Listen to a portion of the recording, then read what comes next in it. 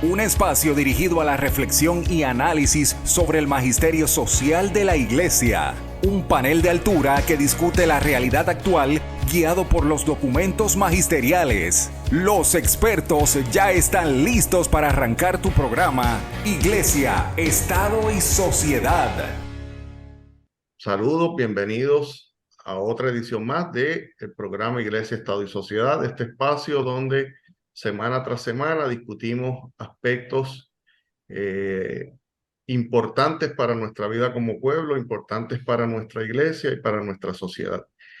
En el día de hoy tenemos nuevamente con nosotros al licenciado Alex López Pérez de nuestra Escuela de Derecho. Alex, gracias por estar aquí con nosotros. Gracias a ustedes por invitarme. Y me acompaña como todas las semanas Fernando Pacheco Valcourt. Fernando, gracias por estar aquí. Saludo cordial y gracias al licenciado López por darse otra vez presente en esta cita. Siempre nos instruye con unos temas muy interesantes y siempre exhortándole al público que luego de instruirse en estos temas, pues siempre tenemos la responsabilidad de actuar. Y así es, y en el pasado programa estuvimos hablando del tema del aborto, ¿verdad? Y ¿verdad? Las disposiciones legales y también lo que nuestra iglesia dice sobre el aborto. Y hoy hemos querido continuar este diálogo, esta vez hablando de la adopción viéndola nosotros como una de esas alternativas que estas personas que podrían por la razón que sea, estar considerando abortar y decidan darle la oportunidad a ese niño, a esa vida de nacer, pues puedan considerar este proceso de la adopción, pero también para orientar a aquellas personas que por la razón que sea no han podido tener hijos propios o teniéndolos desean darle vida espiritual a otro niño, a otro ser humano, pues que también sepan cómo hacerlo. Y hay diversos mitos sobre el asunto ¿verdad? De lo que es la adopción y lo fácil o difícil que este proceso es. Y Alex, me gustaría empezar preguntándote, sé que ha habido recientemente enmiendas, ¿verdad? A la ley de adopción un poco con el interés de acelerar y agilizar un poco los procesos que tendían a ser sumamente burocráticos y engorrosos. Tú como abogado practicante que has llevado procesos de aborto, ¿cuán fácil o difícil es este proceso? Bueno, la ley en sus últimas enmiendas y la ley de adopción ha propiciado y pretende que los procesos se lleven a cabo de manera más expedita. En todos los estatutos procesales que regulan el asunto del aborto, sabemos que hay disposiciones sustantivas en el Código Civil, pero el proceso y la regulación está dentro de lo que ha sido la ley de adopción, según ha sido enmendada, que está contenida en la ley de procedimientos legales especiales. Y siempre la aspiración ha sido a que los procesos se lleven de manera expedita. La aspiración que tiene la nueva ley es que los procesos, todos en su totalidad, culminen dentro de los 60 días. Algunos asuntos podrían tomar algún tiempo mayor por el hecho de que no necesariamente, o por asuntos que van más allá del deseo de adoptar y la disponibilidad del adoptante. ¿Cómo sabemos cuando estamos adoptando, estamos creando todo un nuevo estado filiatorio? Estamos eliminando y dejando sin efecto lo que es la filiación natural, la relación propia, sanguínea de un nacimiento natural de un menor con esa familia biológica para crear una filiación donde ese menor pasa a ser pariente de una familia adoptiva, de una familia que es familia por virtud y por ficción de la ley. Eso pues siempre conlleva que puede darse situaciones, tú has mencionado algunos ejemplos, de personas que no pueden tener hijos, de personas que interesan adoptar a alguien o desean adoptar el hijo de un cónyuge o desean adoptar al menor que alguien le dejó para cuidar y que nunca se fue y nunca volvió, y que puede ser pariente de él, puede ser un nieto, puede ser lo que sea, pero se da la situación de los planes de permanencia que inicia el Departamento de la Familia cuando se dan situaciones de casos de maltrato, casos de negligencia, casos que conlleven algún tipo de situación con menores de edad. Si ese fuese el caso donde se inicia todo el proceso y un menor es colocado para adopción porque forma parte del plan de permanencia para esa familia, porque se entienda que no se dan los elementos propios para que la familia se pueda reunir, no se dan los elementos para que la familia pueda obtener las destrezas necesarias para llevar a cabo una crianza adecuada y responsable y todo eso, pues en muchos de esos casos el Departamento de la Familia, si el plan de permanencia para ese menor es la adopción, pues tienen que iniciar los trámites de privación de patria potestad. Cuando hablamos de plan de permanencia, en un caso donde interviene el Departamento de la Familia, pues sabemos que estamos hablando de casos de naturaleza pública donde por alguna situación el Departamento de la Familia tiene que intervenir y ejercer el poder que le confiere la ley y utilizar sus facultades por situaciones de maltrato, de negligencia, de cualquier tipo de situación. En muchos casos las personas lo que necesitan es apoyo, orientación, dirección. Sabemos que en nuestro país hay un problema serio de embarazos adolescentes, mucha madre joven, muchos padres jóvenes que a lo mejor no tienen las destrezas o no tienen los ambientes propicios para levantar a los menores y pueden ocurrir situaciones que pueden ser bien preocupantes o pueden ser marginales. Y ahí pues se pueden desarrollar distintos planes de permanencia, se puede desarrollar un plan de permanencia para un menor que sea vivir independientemente, se puede dar un plan de permanencia que sea de reunificación familiar, porque entendamos que la familia no necesita sea corregir algunas cosas y la familia se pueda reunir, pero se dan situaciones donde el plan de permanencia para un menor es la adopción. Cuando se ocurre eso, que es lo que yo llamo criollamente las adopciones públicas, que es la adopción que se inicia por un trámite del Departamento de la Familia, pues antes de tramitar todo el problema de la adopción propiamente, hay que culminar y completar el trámite de la privación de patria potestad. Y eso es un caso totalmente independiente. A pesar de que la ley provee términos bastante expeditos para que eso ocurra, pero siempre aún así es un trámite un poquito difícil. En muchos casos se pueden ir en rebeldía. Para los que nos escuchan, pues nada, la rebeldía es el estado procesal del que le hacen un reclamo y no dice nada y no comparece y no se defiende. Pero puede darse un caso donde en una situación un padre alegue que lo que se le está alegando no tiene que ver con su caso o que ese no es su situación y tiene el derecho a defenderse. Sabemos que las relaciones padres e hijos están protegidas por la enmienda 14, son parte del derecho a la intimidad reconocido tanto en la Constitución Federal como en nuestra Constitución. Y para romper con ese vínculo, pues hay que tomar esa medida un poco más drástica. Si fuese un caso de una adopción privada de la persona que quiere adoptar un niño que está disponible o unos padres que están dispuestos a renunciar a la patria potestad, pues el trámite ciertamente sí es mucho más expedito. No se requiere la intervención de las autoridades públicas para ese supuesto y el trámite de privación de patria potestad se daría dentro del mismo trámite de la adopción con unos términos bien brevísimos para las personas responder, para ser emplazadas y para poder atender esa situación. Sabemos igualmente que la ley ahora reconoce, y algo que es muy interesante, es que en sus primeros capítulos, luego de la exposición de motivos y el catálogo de definiciones, la ley reconoce y fomenta lo que se llaman los acuerdos voluntarios de adopción. Eso va al tema que nos ocupa y el tema que habíamos estado tocando. Habíamos mencionado la falta de apoyos sociales que muchas veces se daban en las jóvenes que se veían en esta medida desesperada, pues la ley de adopción provee para lo que se conoce como la entrega voluntaria de los menores y lo que son los acuerdos de entrega de adopción voluntaria.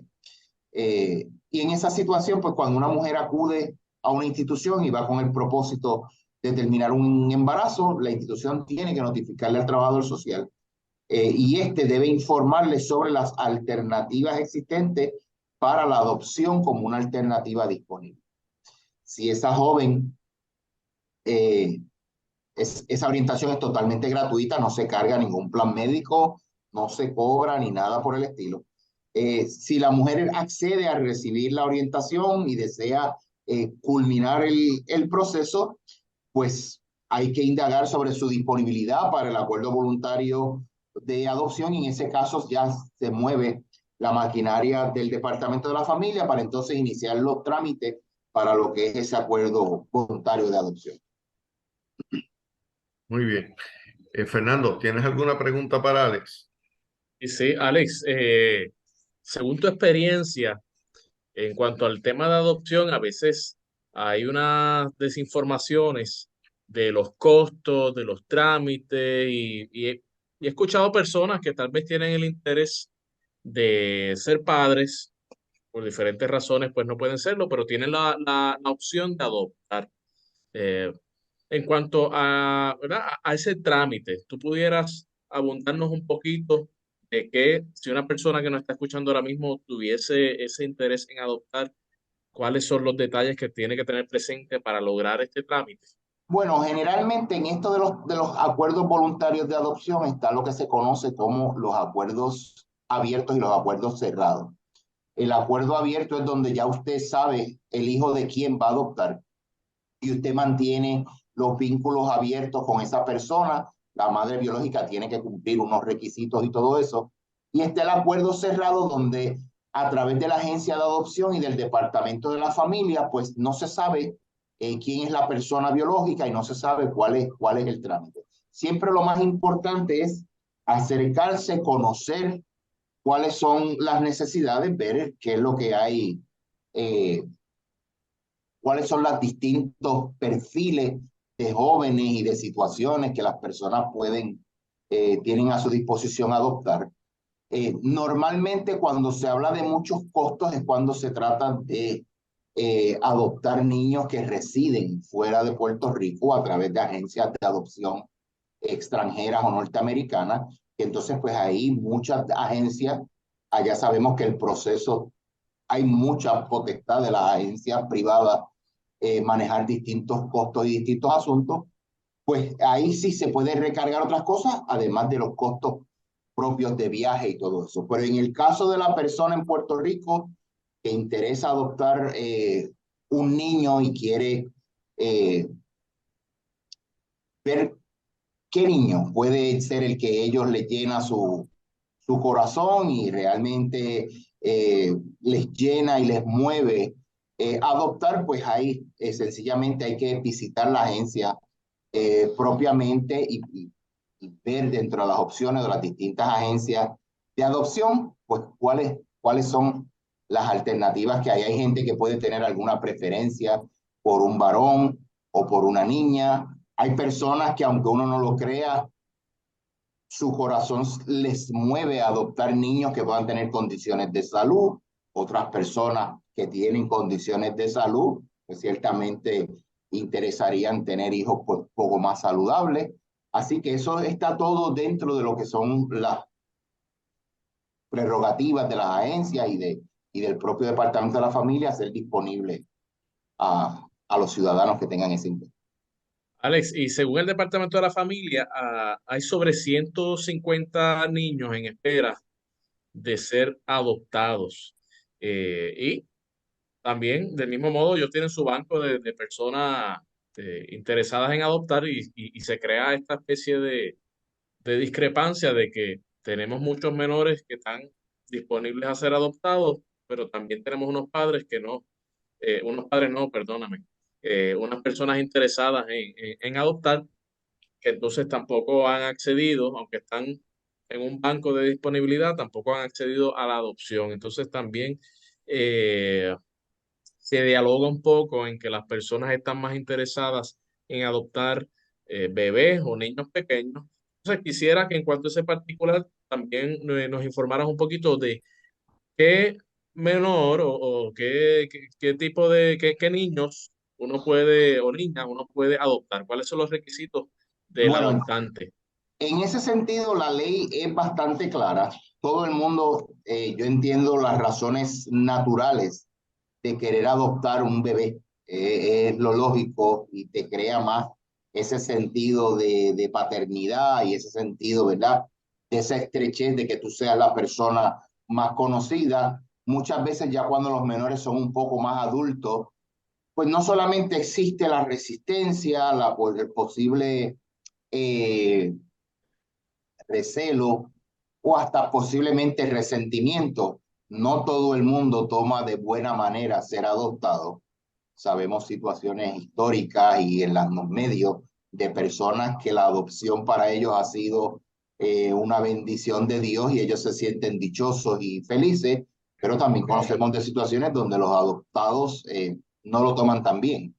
Este, con toda la admiración que le podamos tener y sin pretender hablar mucho de la biografía, tenemos el caso del fundador de Wendy's, Dave Thomas, que vivió toda la vida agradecido y feliz y dichoso de que fue adoptado. Y tenemos el caso de Steve Jobs, que con todo lo célebre que fue, vivió resentido toda su vida por ser adoptado. Así que ahí hay distintos pormenores. Lo importante es que al menos cuando se vaya a adoptar el menor, eh, puede ser menor de cualquier edad, lo importante es que los padres tengan 14 años mayores que sean mayores de edad y que al menos tengan 14 años por encima de Más. la edad del adoptante, del menor adoptante. Cuando puede haber alguna, cuando se esté adoptando conjuntamente, si uno es menor, uno es mayor de 21 años, pero el otro es un menor con 18 años cumplidos, se puede dar la adopción conjunta, pero lo importante es que tenga 14 años o más, 14 años más que el niño adoptante. Ese es el requisito de fondo que establece la ley para para esa situación. Así que cualquier persona que quiera ser adoptante, pues está abierto a hacerlo. Ya no necesariamente tiene que estar legalmente casado, pero lo importante es que la relación afectiva que tenga, la relación que sea una adopción conjunta y que esa relación afectiva lleve más, si es casado, más de 2 años de casado o en esa relación afectiva similar al matrimonio, más de 2 años también. Así que esos son los requisitos sustantivos de fondo. Así que, pero lo importante es que sea menor de edad. Se puede adoptar un menor que tenga 18 años o más cumplidos siempre que ese menor obviamente no haya estado casado anteriormente, no haya sido emancipado por matrimonio. Por otra forma, sabemos que la emancipación por matrimonio ahora es totalmente plena. Pero lo importante es que antes de la petición haya vivido durante algún tiempo con los padres que interesan adoptarlo. Así que esa es el requisito donde un mayor de 18 años, un niño que tenga, un menor que tenga más de 18 años, pueda ser adoptado porque pues desde antes de los 18 haya vivido por lo menos un año con los padres adoptantes que quieren adoptarlo. Muy bien. Alex, sabemos que hay muchos abuelitos en Puerto Rico que están criando a sus nietos por las razones que sean. Y algunos podrían tener el deseo, ¿verdad?, de adoptar a estos nietos por aquello de las cuestiones de herencias y todo lo demás. ¿Hay alguna edad límite para tú ser un padre adoptante? Límite no de mínima, sino máxima. Pues no hay una edad máxima. Eso es parte de la evaluación que se hace por parte del Departamento de la Familia, aun cuando se trate de lo que yo llamo acá en el lenguaje de nosotros adopciones privadas. Se dan muchas situaciones de abuelos que adoptan nietos como hijos, para que pues si ya yo voy a llegar a cierta edad, fulanita es pequeña, pueda tener los beneficios del seguro social y todo ese tipo de cosas. No hay una edad, lo importante es que la persona tenga la capacidad de poder adoptar y asumir las responsabilidades propias de la paternidad. O sea que no hay, y eso es parte de la evaluación y de la recomendación que hace el Departamento de la Familia cuando interviene a estos solos fines de recomendar una adopción o no. De ver si la persona realmente tiene la capacidad de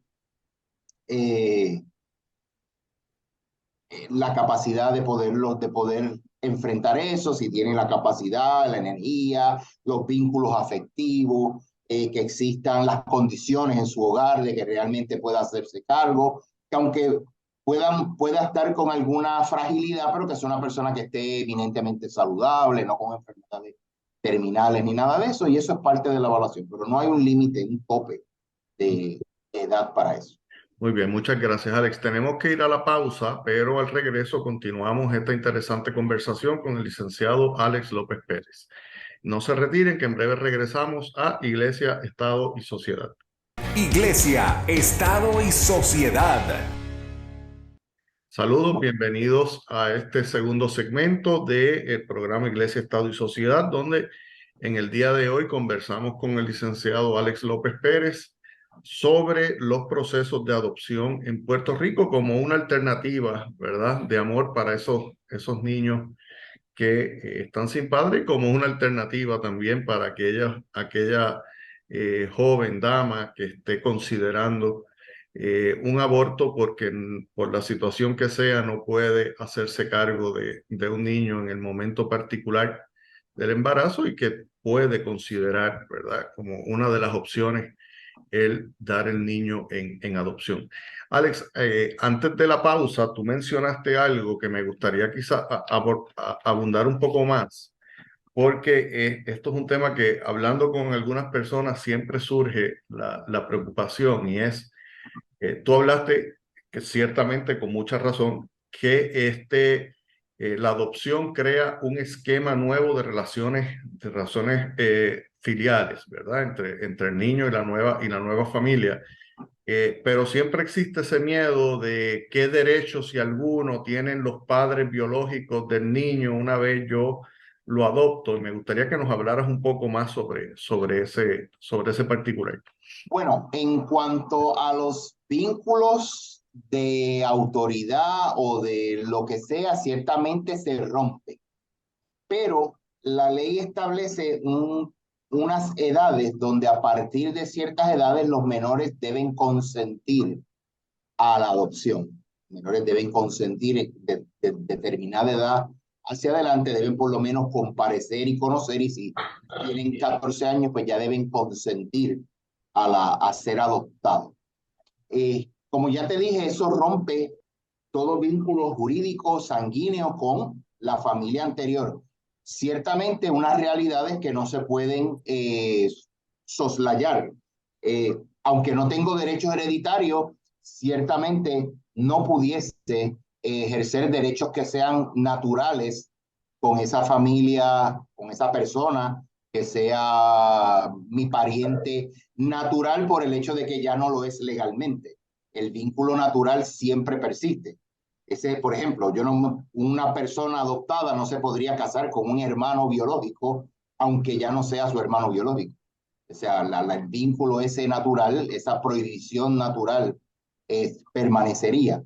Y ciertamente pierde ciertos derechos hereditarios y ese tipo de cosas. Claro está. Cuando ya son menores que tienen cierta edad cumplida, son menores que ya consienten y tienen madurez y todo eso, puede establecerse algún tipo de relación con su familia anterior. Podría establecerse el derecho, la potestad de los padres naturales de relacionarse con él cuando hay situaciones, conocemos de situaciones personales donde eso se da. Que a la boda de la hija van los padres biológicos y los padres adoptantes, donde se relacionan y se ven y se visitan y todo eso. Y que en algunos casos se pueden establecer ciertos derechos hereditarios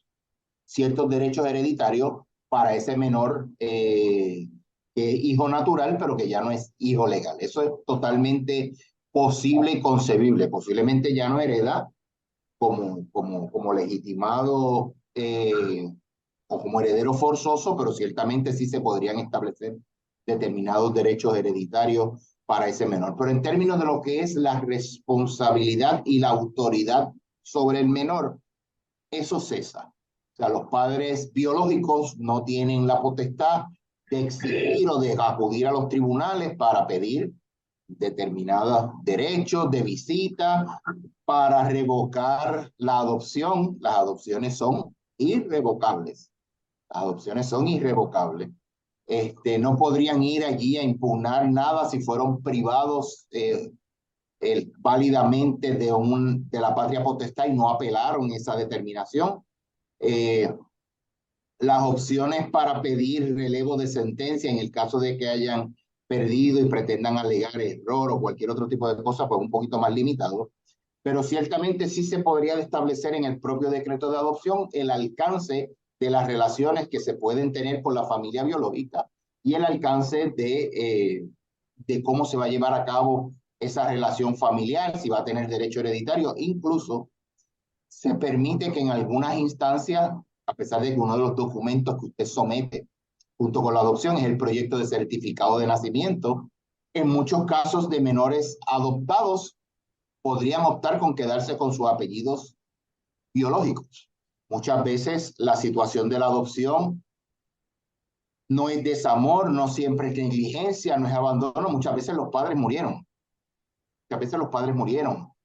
Y eran padres amorosos, eran padres buenos, eh, eran padres ejemplares, pero sencillamente no están para ejercer la patria potestad ni están para ejercer derechos de autoría, nada de eso, y en esos casos se podría mantener los vínculos de apellido y de relación con esa familia biológica. Así que todo va a depender de lo que se logre demostrar en el caso y lo que el tribunal entienda que sea beneficioso para ese menor y lo que incluye en el decreto o sentencia de adopción. Ciertamente conozco al menos una familia en donde se dio un caso de estos de niños huérfanos, porque tuvieron un accidente los padres en los Estados Unidos y murieron. Y una tía que vivía en Puerto Rico, que no tenía hijos, se trajo a los dos menores para Puerto Rico y al paso de varios años los adoptó formalmente. Y es una familia hermosa. Y de verdad que fue un regalo de amor lo que le hicieron a esos niños. Así mismo es. Sí. O sea, no siempre debemos partir de la premisa que las adopciones se dan por efecto de siempre la negligencia. A veces cuando hablamos de intervenciones del departamento de la familia o cosas así, pues eso siempre trae la carga del término de que departamento de la familia es sinónimo de que fuiste negligente o que intervino el departamento de la familia o te investigó, es que hiciste algo. E igual que si Hacienda te hace una investigación, no es que eres mal contribuyente, puede haber alguna situación que haya que aclarar y por eso Hacienda interviene. Pero no necesariamente siempre se da solamente en contextos así de, de maltrato o de situaciones de esa índole, sino que se puede dar en situaciones donde padres fallecen por enfermedad, por accidentes o lo que sea, y pues surge ese deseo de adoptar a los hijos de esa pareja y ahí mantienen los apellidos y mantienen, ya ellos saben, muchas veces saben quiénes son sus padres biológicos y todo eso, y pues quieren mantener ese vínculo todavía. Sí, sí, y es una esperanza de vida, ¿verdad? Que muchas veces se da en cuanto a ese proceso, a manera de testimonio, pues mis padres siempre quisieron tener hijos y por diversas situaciones no podían tener hijos, decidieron adoptar y mi hermana mayor, pues es adoptada. Y entonces luego de poderla adoptar, pues pudieron tener también del mismo modo sus hijos biológicos. Y en cuanto a ese particular, a eso yo le añado un poquito de contexto de que a todas luces, pues ella es mi hermana, ¿no? Eso no, ¿verdad? Por eso siempre, como mencionaste ahorita, Alex, siempre hay ese vínculo familiar que se crea con la adopción. Es como si fuera el vínculo de sangre, ¿verdad? Y padres son los que crían y los que sostienen esa familia más allá.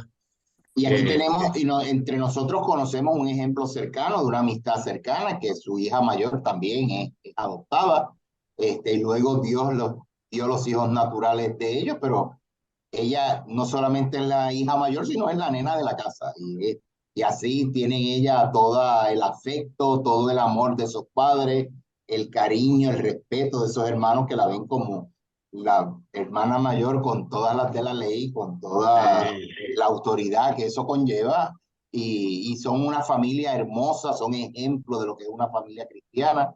Yo confío que nos estén escuchando en este momento. Si me están oyendo saben de quién estoy hablando. Este, pero pasa eso, son situaciones que también traen mucho regocijo.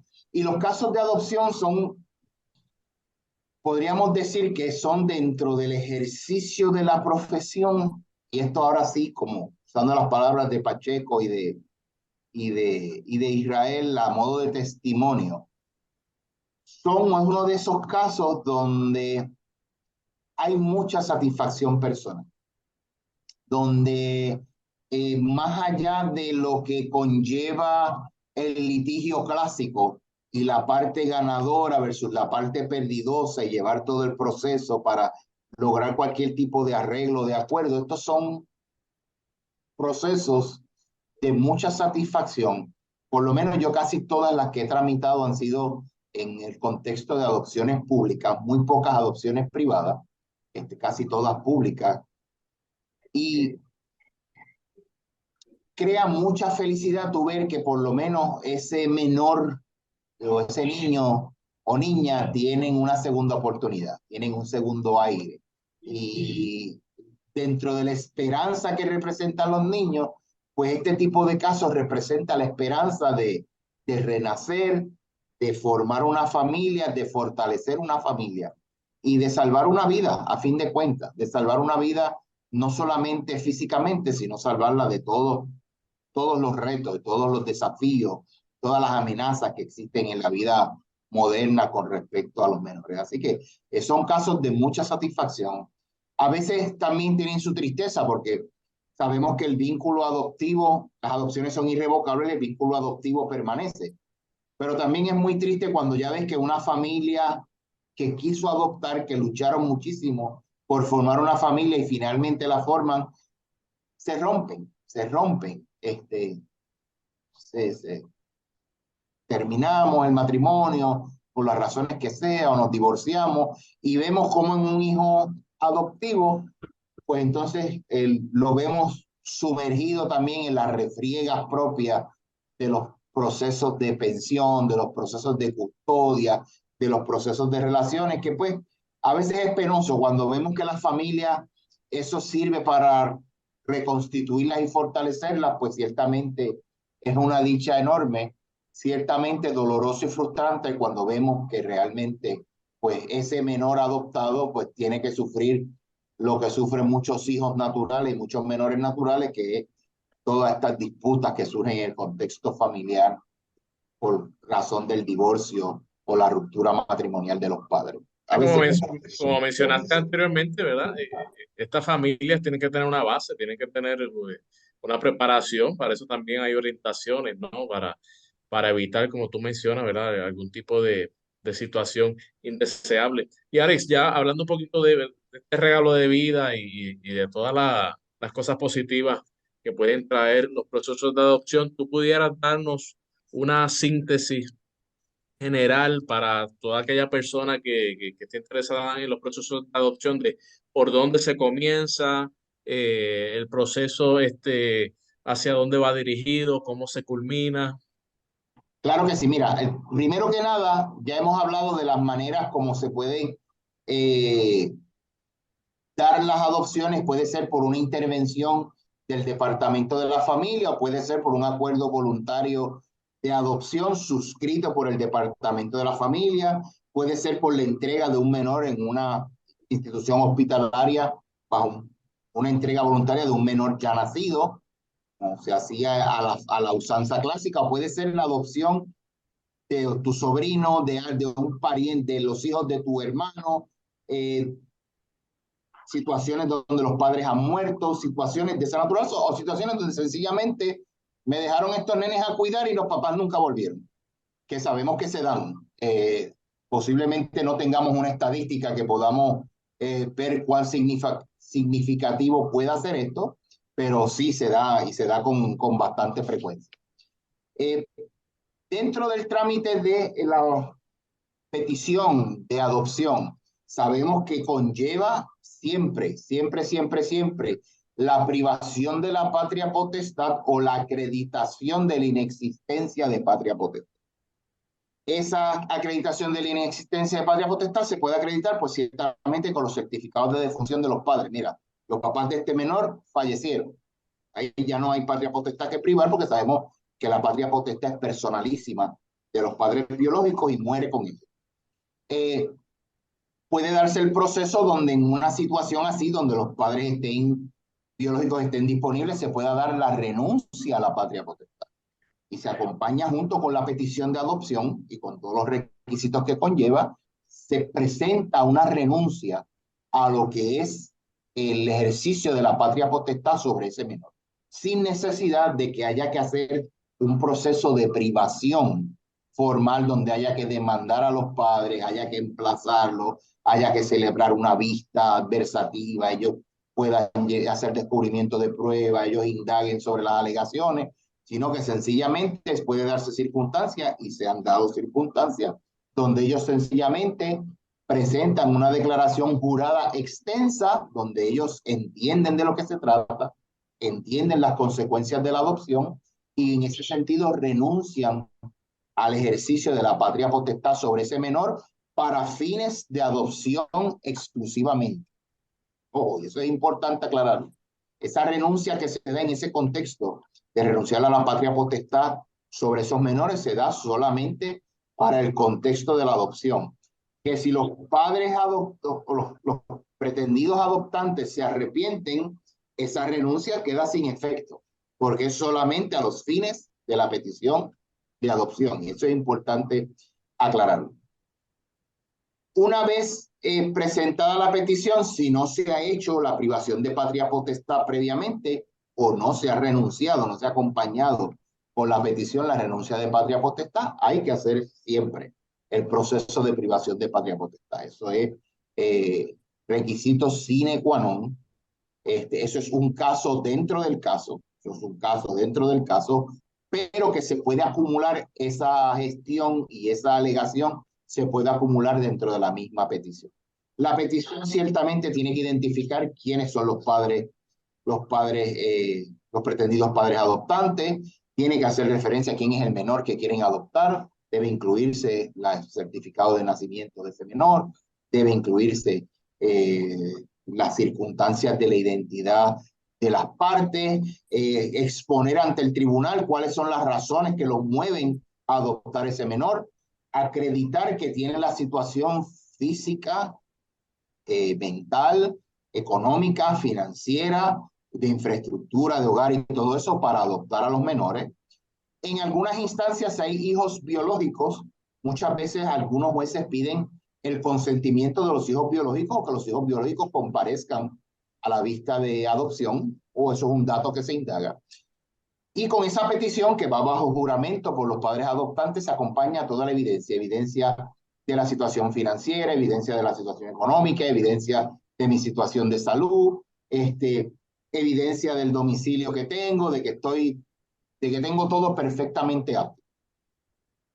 Esa petición y todo lo que ello conlleva, claro, estamos haciendo una síntesis súper apretada del proceso y de la petición. Pero todo eso entonces pasa, aunque sea adopción privada, que sea la persona que va a adoptar a los hijos de su hermano o los hijos de su hermana que fallecieron en un accidente, siempre requiere intervención del Departamento de la Familia a los fines de recomendar la adopción. Y el Departamento de la Familia ahí tiene a sus peritos trabajadores sociales que van a ver el entorno familiar, la situación de vida de los padres, si han tenido convicciones de delito, si han tenido situaciones de deudas de pensión alimentaria, si han tenido situaciones con sus hijos biológicos, cuál es su condición de vida, cuáles son sus ingresos, sus gastos, cuáles son su situación de salud. Lo evalúan con relación a la situación de salud del menor, de la capacidad que pueda tener el menor, de todo ese tipo de cosas, y a base de toda esa prueba que se presenta, hacen una recomendación. Siempre es importante recordar que en estos casos de adopción va a intervenir también la Oficina de Procuradores de Relaciones de Familia a los estrictos fines de servir como Ministerio Público. La Oficina de Procuradores de Relaciones de Familia tienen que intervenir en el caso, verificar que todos los trámites se estén completando. Ellos tienen la potestad de evaluar a los padres adoptantes, de evaluar la prueba, de evaluar todo eso y de alguna manera señalar si hay alguna omisión en el proceso. Mi consejo para los estudiantes que van a iniciarse en la práctica es de hacer la petición, reúnase con los procuradores de relaciones de familia. Bien importante. Saque un momentito, hable con ellos, ellos se sientan con usted y le dicen, mira, pues aquí vamos a necesitar esto, creo que falta esto, no tenemos esta información financiera, no tenemos esta información física. Y es importante que ya entonces con eso usted esté alerta de lo que está pasando.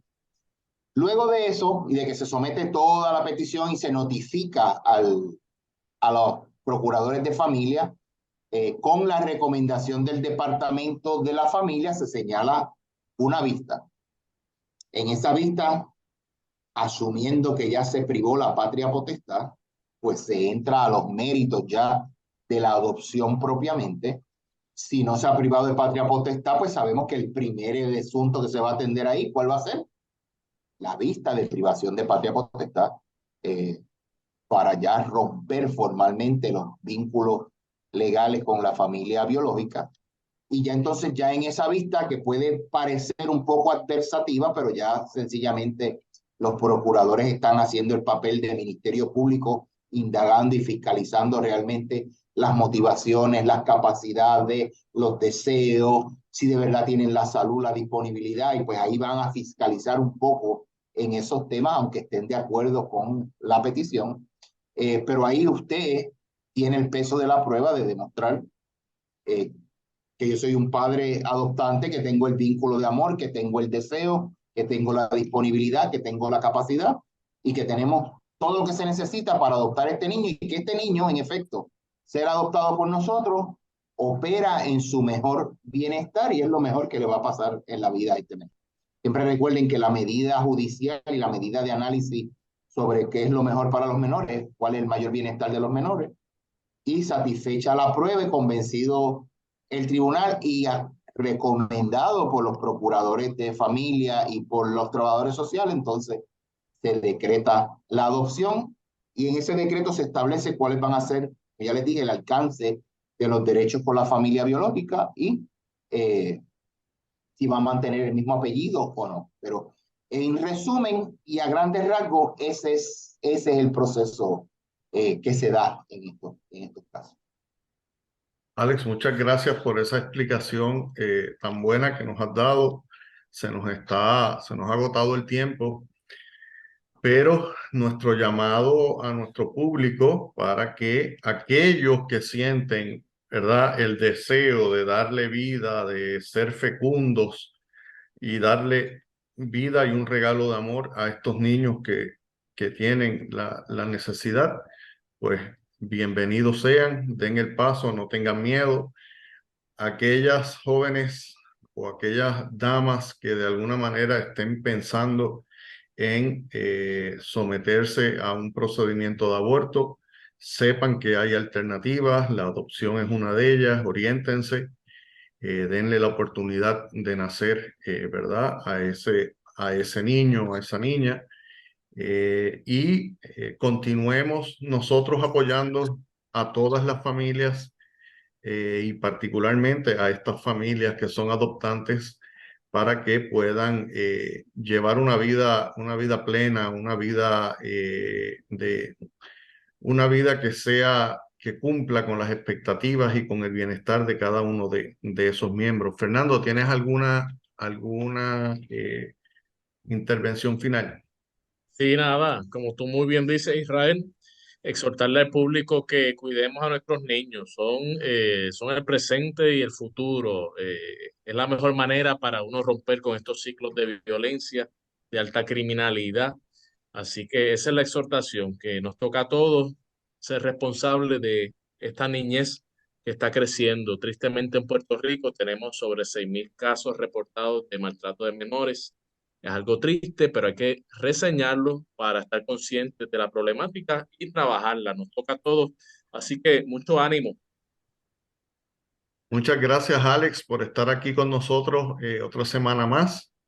Muchísimas gracias a ustedes. Yo muy honrado, como siempre, agradecido de que hayan contado conmigo y siempre un placer compartir con ustedes y con todos los radioescuchas que nos escuchan fielmente. Y a nuestro público, pues los esperamos la próxima semana en otra edición más de Iglesia, Estado y Sociedad.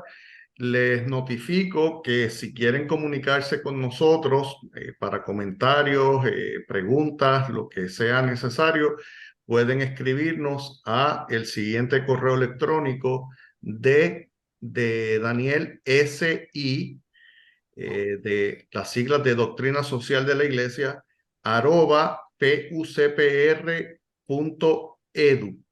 Y allí con mucho gusto le contestaremos sus preguntas y dialogaremos con ustedes. Así que sin más, los esperamos la próxima semana en otra edición más de Iglesia, Estado y Sociedad. Iglesia, Estado y Sociedad es una producción del Instituto de Doctrina Social de la Iglesia de la Pontificia Universidad Católica de Puerto Rico. Tienes una cita la próxima semana a esta misma hora, porque el análisis y la reflexión continúan. Iglesia, Estado y Sociedad, una producción de la Pontificia Universidad Católica de Puerto Rico.